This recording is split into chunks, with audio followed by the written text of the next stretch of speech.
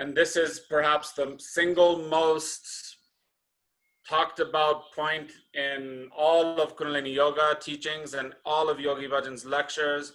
And in any saint where you go and ask for their blessing, they'll say the same thing. И, пожалуй, это одна из тех вещей, которые чаще всего обсуждаются в сообществе кундалини-йоги. И все мудрецы, к которым вы пойдете за советом, благословением, дадут вам тот же самый совет. And that secret or that technique or that tool is sadhana. И этот секрет, этот инструмент, это садхана. I cannot give you my personal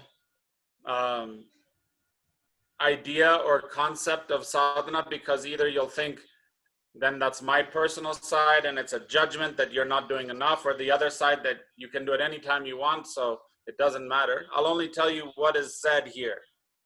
Я вам не буду говорить свое видение садханы, потому что иначе вы скажете: ой, плохо, что я не делаю ее так рано утром, либо я скажу, что можно делать весь день, и это тоже будет своеобразной оценкой. Поэтому расскажу, что сказано здесь. Because it's very particular and very specific. И здесь дан очень конкретный совет, указание. One time there was two students of a great guru. Однажды у большого, великого гуру было два ученика. And they both, once a month, they took the pilgrimage to go and meet their guru and bring him offerings and take his blessings. И раз в месяц они ходили в паломничество к своему гуру, чтобы получить благословение, приносили ему дары. And one of them was very strict and very by the rule, very clear. He would chant the whole way. He would meditate on his guru. He wouldn't step out of the path. He wouldn't waste any time. Only wanted to go directly to the guru. И один из них был очень дисциплинированным, он не тратил времени, всегда шел четко, как сказано, и пел то, что надо петь, чтобы попасть к своему гуру. And the other was a little more of a rebellious. And he used to notice that they would walk by the house, the place of a prostitute every time they were going to see the guru, and he was always drawn to go there. И его часто можно было видеть, как он ходит в дом к проституткам, даже пьяным, перед тем, как отправиться к своему гуру. One guy didn't even notice this place was there, and the other guy didn't notice anything else was there. This is all he wanted.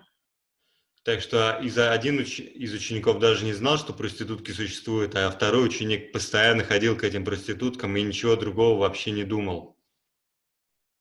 So one fine day, they were going on their pilgrimage to the guru, and this guy just decided to give in to his passion, and he told his friend, I'm going to stop here. You keep going. I'll meet you and wait for me at the gate of the guru's village, and I'll join you. No, I won't be too late. Так что эти два ученика как-то идут к гуру, и один все-таки не выдерживает, говорит: ладно, ты иди, а я все-таки схожу к своим проституткам, и потом тебя догоню, встретимся у ворот. And so, of course, his friend tried to talk him out of it, by the normal religious talk and guilt trip, and oh, this is bad, this is terrible, what will the guru think, this is the worst thing you can do, like that, but it didn't work. И первый студент пытается отговорить второго, говоря все эти обычные банальные вещи про религию, про чувство вины, про то, что гуру на него будет косо смотреть и так далее, но это не сработало. So he did his business there and he ran ahead to meet his friend. Meantime, his friend had been walking at the normal pace and he thought, okay, I'll just meditate for my friend. The whole time I'll pray for my friend. And while he was walking, he stepped in a hole, and in the hole there was a big, like a sharp piece of wood, and it went straight into his foot and made him bleed and so much pain.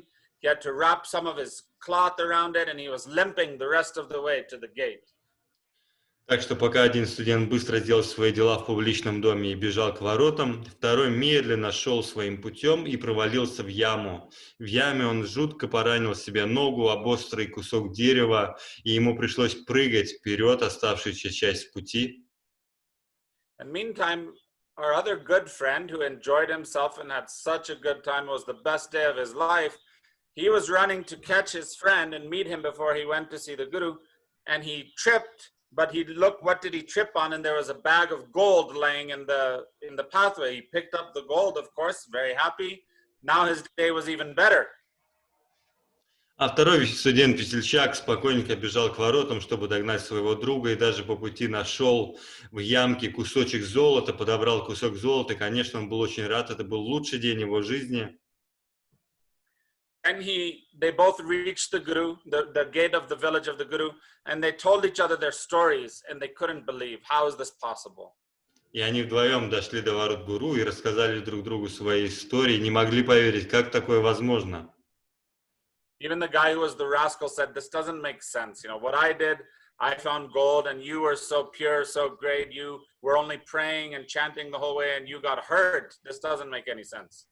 Даже тот, кто был в публичном доме, говорит, я вообще не понимаю, как такое возможно. Ты же все-таки шел как надо, пел мантры, повторял все, что нужно, а в итоге только поранил себе ногу, не нашел никакого золота. And they agreed to come clean with the Guru and tell him the story and ask him to please explain how is this possible.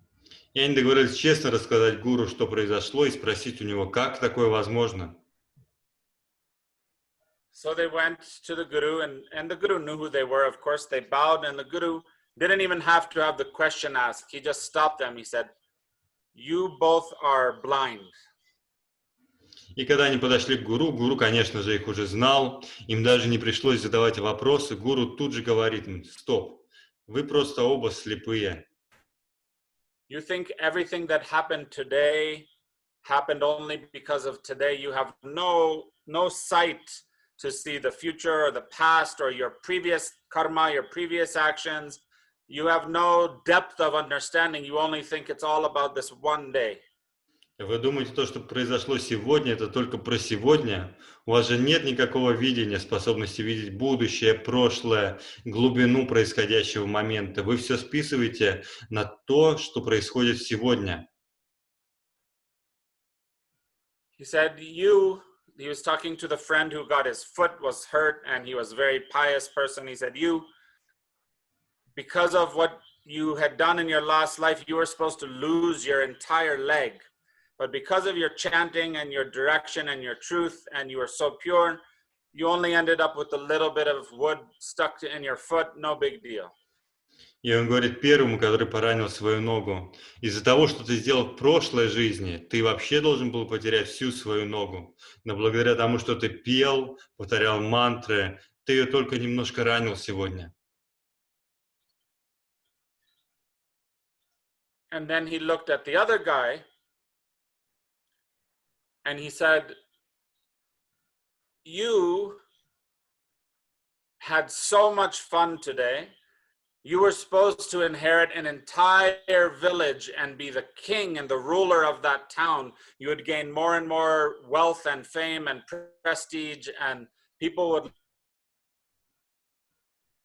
your actions and where you've brought yourself.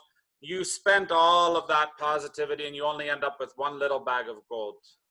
И говорит он гуру потом второму, а ты вот сегодня должен был получить целую деревню, стать ее королем, получить престиж, богатство, славу, все, что ты мог только пожелать, но из того, как ты провел свой день, ты получил только маленький кусочек золота.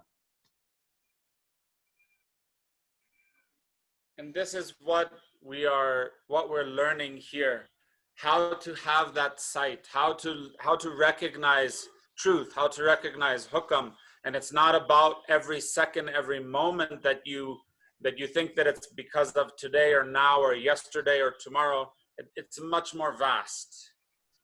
Так что это то, чему мы сегодня учимся. Как обрести это видение, чтобы понимать происходящее не только в контексте этой секунды, этого дня, либо даже этих дней, а понимать всю глубину и масштаб происходящих событий в большом масштабе.